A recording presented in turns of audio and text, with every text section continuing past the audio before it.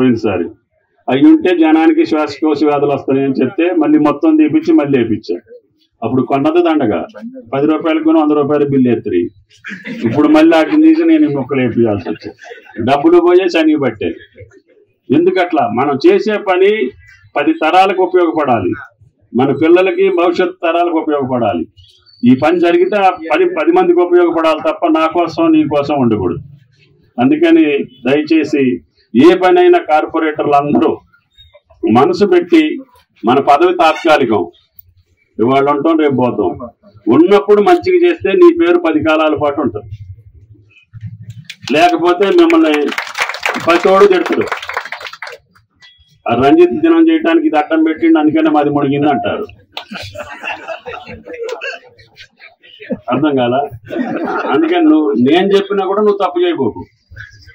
ఎందుకంటే నాకు తెలియదు బ్రహ్మారెడ్డి గారు ఇక్కడ దాకా నాకు తగ్గించు, కాలువ పైపులే పైన నేను కట్టుకుంటా అంటాడు. నువ్వు చేస్తావు. ఇప్పుడు నీళ్ళు పోలేదు, కవిరాజు మునిగిందని నన్ను గొడవ పెడు. ఎంత ఇబ్బంది అయింది. అదే దౌంసలాపురం, అదే లక్కారం దగ్గర మీరు కాలువలు ఎడలుపుకు పెట్టుకొని ఉన్నట్టయితే వచ్చిన వరద వచ్చినట్టు పోతే అవి మన మీదకి ఎందుకు వస్తాయి? మన దాంట్లో ఏలు పెట్టాం కాబట్టి అవి మన మీదకి వస్తుంది. అందుకని నీళ్లు పోయే దారిలో ఆపేస్తే నీళ్లు ఆడిగిపోవాలి. అటువంటివన్నీ కూడా మీరు కూర్చొని ఇది ఎడలుపు చేయండి అంటే చేస్తా, లేకపోతే నేను చెయ్య. నాకెందుకు చెడ్డ పేరు? పోతే మేడారం ముడుగుతాడు, లేకపోతే బ్రహ్మారెడ్డి ముడుగుతాడు, నాకేం పని? అందుకని మీరు భవిష్యత్ తరాల కోసం చేయాలి. వాన లేనప్పుడు ఎక్కడ కనపడదు, ఇది ఆక్రమించుకోవచ్చు, అది ఆక్రమించు. వాన వస్తే కానీ తెలిసింది మీకు ఎవడు ఎక్కడ ఆక్రమించకుండా అనేది. కాబట్టి దయచేసి ప్రజల కోసమే, ఒకళ్ళిద్దరి కోసం కాదు, భవిష్యత్ తరాల కోసం మీరు చేయాలి. ఖమ్మం మంచి భవిష్యత్తు ఉన్న టౌను. మీరు గత 5 సంవత్సరాల్లో దాన్ని గబ్బు పట్టించారు. కబ్జా చేశారో, లేకపోతే బలవంతం చేశారో, కేసులు పెట్టారో, లాక్కున్నారో, పీక్కున్నారో. పీక్కున్నోళ్ళు ఎవడన్నా ఉంటే కూడా మళ్ళీ పీక్కుంటా. కానీ ఖచ్చితంగా ప్రభుత్వానికి ఉండాలి, పేదలకు ఉండాలి. అందుకని నాకు కావాల్సింది ఇప్పుడు ఆ కిల్లా మీదకి రోపే అనుకుంటున్నాం. మొన్న టీముని పంపించాం. అది చేస్తే మీకు మంచి టూరిజం స్పాట్ వస్తుంది. దాని తర్వాత ఎలుగుమట్ల పార్క్ ఏ బస్తీకి ఏ టౌన్కి కూడా లేదు. 500 ఎకరం ఉంది అక్కడ. బ్రహ్మారెడ్డి గారు కొద్దిగా ఆక్రమించుకున్నట్టు చెబుతుండే ఎవరెవరు. అదే ఆయన అడిగా నీదున్నా లాగేస్తా అని చెప్పేస్తే నేనే గట్టి పెడతా, మీరు వచ్చి కంపౌండ్ వేయండి అంటుండో. నేను రేపు మాపు పంపిస్తా. అది మంచి పార్కు చేస్తే ఖమ్మం ప్రజలకి. అప్పుడు లకారం చేసేటప్పుడు కూడా వద్దన్నారు, అందరు అడ్డం పడ్డారు. మా గుడిసెలు పెరగటానికి లేదన్నారు. ఆ గుడిసెలు బీగిన వాళ్ళకి ఇప్పుడు ఒక్కొక్క ఇంటికాడ 25 లక్షలు 30 లక్షలు ఉంది. ఆ గుడిసెలు వేసుకున్నాడు. లేదా వాడు బతుకంతా మురికి కోపంలోనే ఉండాల్సి వచ్చేది. పేదలకు ఎక్కడ అన్యాయం చేయబోకండి. ఒకడు పేదోడిని తీయాల్సి వస్తే వాడికి ఇళ్ల స్థలం ఇద్దాం, ఇల్లు ఇద్దాం. ఇప్పుడు బ్రహ్మారెడ్డి గారు చెప్పారు అక్కడ మునిగిపోయినాయి అని చెప్పారు. కరెక్ట్ గా నదిలో మునిగిపోయిన వాళ్ళు ఉంటే చెప్పండి, రేపు ఇళ్లు శాంక్షన్ అయిన తర్వాత వాళ్ళకే ప్రయారిటీ. అందరికీ ఇళ్ళు ఇద్దాం.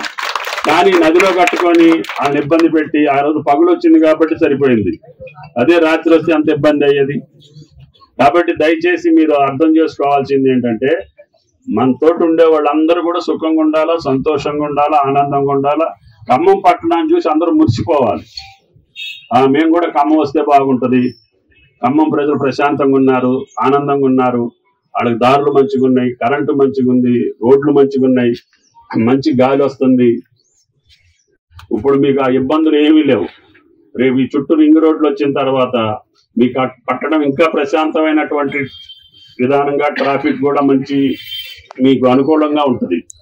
కాబట్టి ఈ లోపల విద్యాలయాలు, అదేవిధంగా పిల్లలు చదువుకోవటానికి అది మెడికల్ కాలేజీ కావచ్చు, స్వామినారాయణ స్కూల్ కావచ్చు, ఇంకోటి కావచ్చు, హైదరాబాద్కో ఇతర దేశాలకు వెళ్ళే పని లేకుండా అటువంటి విద్య ఖమ్మంలో వచ్చేటట్టుగా మనం ప్రయత్నం చేస్తున్నాం.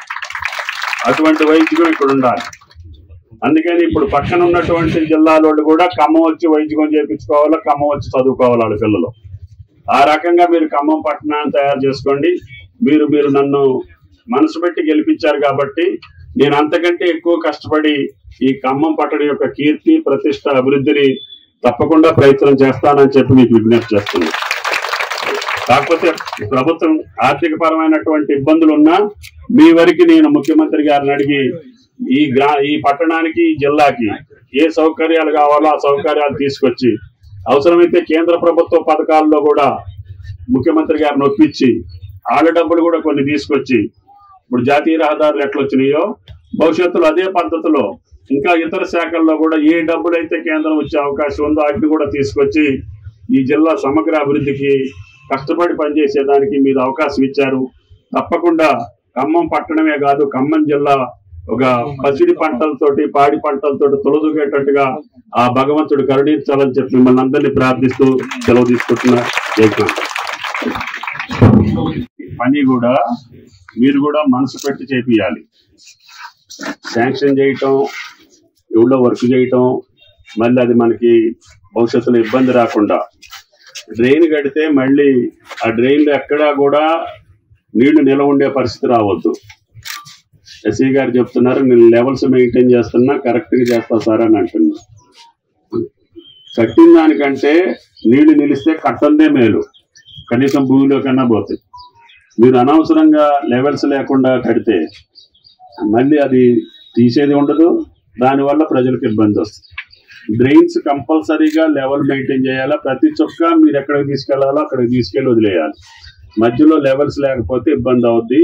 తర్వాత ఆ రోడ్డు స్ట్రైట్గా ఉండాలి.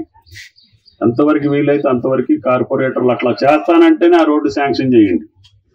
వాడు దగ్గరుండి పని చేయించుకుంటానంటేనే చేయండి. మీరు చేసిన తర్వాత దాని మీదకి ర్యాంపులు వస్తున్నాయి, ముందు షెడ్లు వస్తున్నాయి, వాళ్ళు ఇష్టం వచ్చినట్టు ఆక్రమించుకుంటా ఉంటే మీరు మాట్లాడరు. మరిన్ని వీడియోస్ కోసం ఛానల్ ని సబ్స్క్రైబ్ చేయండి. లేటెస్ట్ అప్డేట్స్ కోసం వాట్సాప్ ఛానల్ ని ఫాలో చేయండి.